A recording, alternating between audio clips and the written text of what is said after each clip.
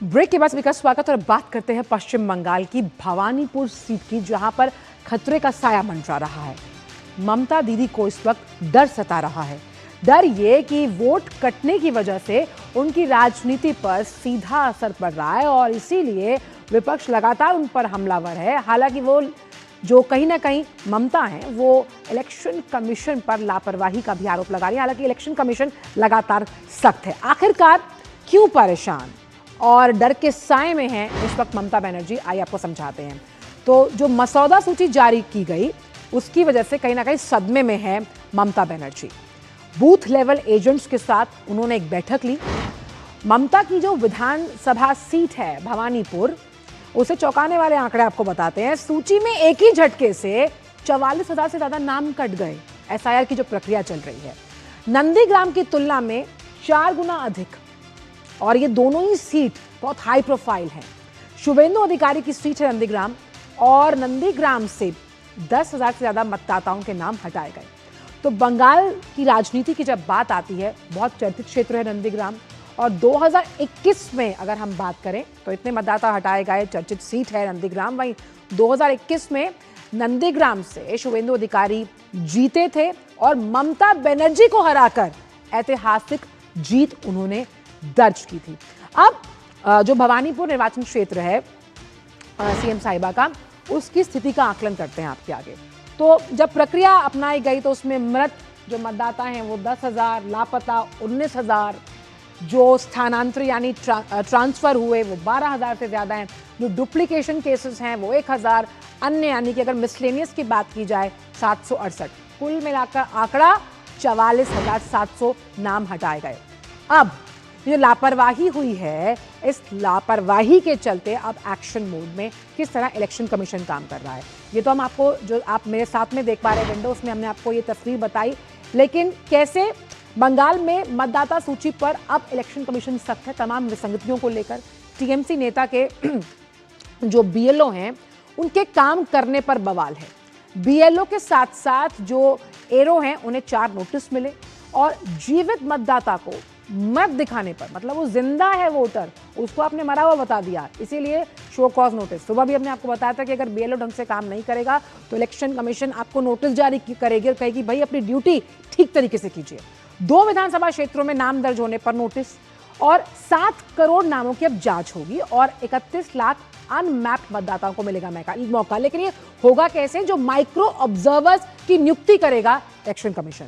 1,36,00,000 जो संदिग्ध वोटर्स हैं उन पर नजर है। अब ये सब काम अगर मैनुअली करने में दिक्कत है तो आर्टिफिशियल इंटेलिजेंस की तकनीक का भी इस्तेमाल किया जाएगा कि भाई जो घुसपैठिए हैं उनके नाम जो कटे हैं उस प्रक्रिया को सुनिश्चित किया जाए कि ये ठीक से हुई है या नहीं। तो माइक्रो ऑब्जर्वर्स की नियुक्ति इलेक्शन कमीशन द्वारा, ये फर्जी लिंकेज दिखाने वाले संदिग्ध हैं, जिस तरह से फर्जी वोटर्स पर लगाम लगाने की कोशिश एसआईआर के जरिए की जा रही है, ये बहुत बड़ा कदम उठाया गया है इलेक्शन कमीशन द्वारा। और इसी पूरे मुद्दे पर हम समझेंगे सौरभ दत्ता से कि आखिरकार इलेक्शन कमीशन की जो सख्ती है उसकी वजह से पसीने छूट रहे हैं ममता बनर्जी के।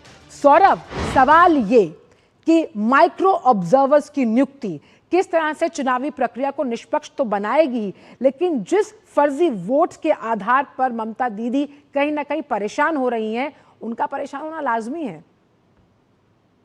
अचल देखिए, 11 दिसंबर का आखिरी दिन था यूनिवर्सल फॉर्म डिजिटलाइज का अपलोड करने का।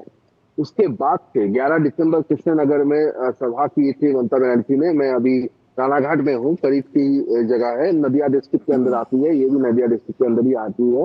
तो यही पे कहा जा सकता है कि ममता बनर्जी ने सभा करके कही थी कि एक भी नाम कटा तो वो धरने पर बैठ जाएंगे।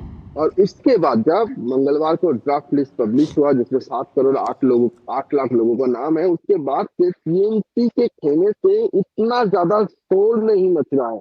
अब ये बात है, ये शोर क्यों नहीं मच रहा है? अभिषेक बनर्जी जो हाल ही में ममता बनर्जी की जो भाई को भतीजा है एवं तृणमूल सांसद है, उन्होंने क्या कहा? उन्होंने एकदम निर्वाचन कमीशन, चुनाव आयोग की जो जुबानी है उसी जुबानी में कहा कि अभी तो क्लेम ऑब्जेक्शन का पीरियड चल रहा है, 45 दिन का समय है, तो उसमें क्लेम ऑफ ऑब्जेक्शन जो है वो जो लोग जिनका नाम नोटिस पे आएगा वो लोग अपना बात रखेंगे, डॉक्यूमेंट्स देंगे, तो ठीक है, तब देखेंगे। अभी जी। तो ये फाइनल कुछ नहीं है। और उसके बाद पीएम ममता बनर्जी की तरफ से भी एक मे आई हेल्प यू कैंप किया गया है कि जैसे जिन जिनको इस हियरिंग में कोई दस्तावेज की जरूरत हो तो वो उस खेमे से, उस कैंप से वो दस्तावेज वो करवा ले।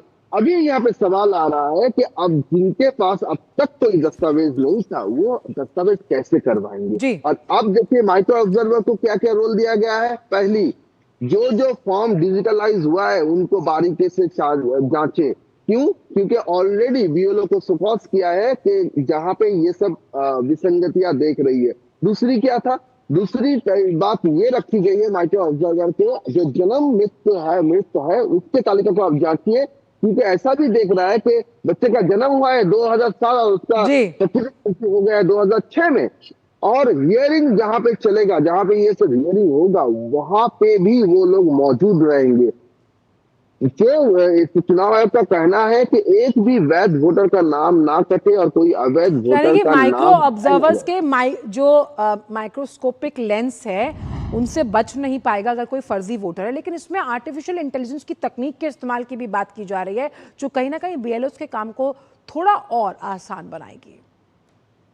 देखिए, जो आर्टिफिशियल इंटेलिजेंस का उसका यूज किया जा रहा है उसको, कि इसका एक कारण ये भी है कि 2002 में पश्चिम बंगाल का जो रोल था, वोटर रोल था, वो डिजिटलाइज नहीं था, वो मैनुअल। तो जी। उसको पहले अपलोड किया गया। तो अपलोड करने के बाद उसको अब हर पहलू में उसको जांचा जा रहा है आर्टिफिशियल इंटेलिजेंस से। और उसी के तहत ये पता चला कि वो जो 7 मापदंड थे ना, प्रोजेनी 6 से ज्यादा, एक जी। व्यक्ति 6 से ज्यादा लोगों का पिता या फिर दादा दिखाए गए हैं, या फिर जो भी थे वो 7 जो थे, वो आर्टिफिशियल इंटेलिजेंस के जरिए ही पता चला है। ये भी सीओ और इसमें आर्यन बहुत का कहना संक्षिप्त है। में सौरभ, क्योंकि जिन बीएलओ से अगर अपनी जिम्मेदारियों का निर्वहन ठीक से नहीं होता तो उन्हें भी शो कॉज नोटिस जारी किया जाएगा। तो ऐसे में बिल्कुल टू वे कम्युनिकेशन के लिहाज से इलेक्शन कमीशन काम कर रहा है ताकि आने वाले विधानसभा चुनाव निष्पक्ष, पारदर्शी और जवाबदेही के साथ करवाए जाए। अटल जी, बीएलओ को फोकस किया गया है, इसका एक प्रोसेस है, लेकिन बार बार चुनाव का कहना है कि बीएलओ को ये ध्यान में रखना होगा कि एनुमरेशन फॉर्म में जो भी उन्होंने लिखा है, उनके जरिए जो भी अपलोड हुआ है, वो उसका डिक्लेरेशन वो दे चुके हैं। तो आगे चल के कोई भी 19-20 होगी तो जवाबदेही बीएलओ को करना पड़ेगा, एईआरओ को करना पड़ेगा, ईआरओ को करना पड़ेगा। बिल्कुल। तो अगर 19-20 होगी तो आपको 16 आने का जवाब वहां पर इलेक्शन कमीशन को सबमिट करना होगा। बहुत बहुत शुक्रिया सौरभ इन तमाम जानकारियों को हमसे सीधा साझा करने के लिए।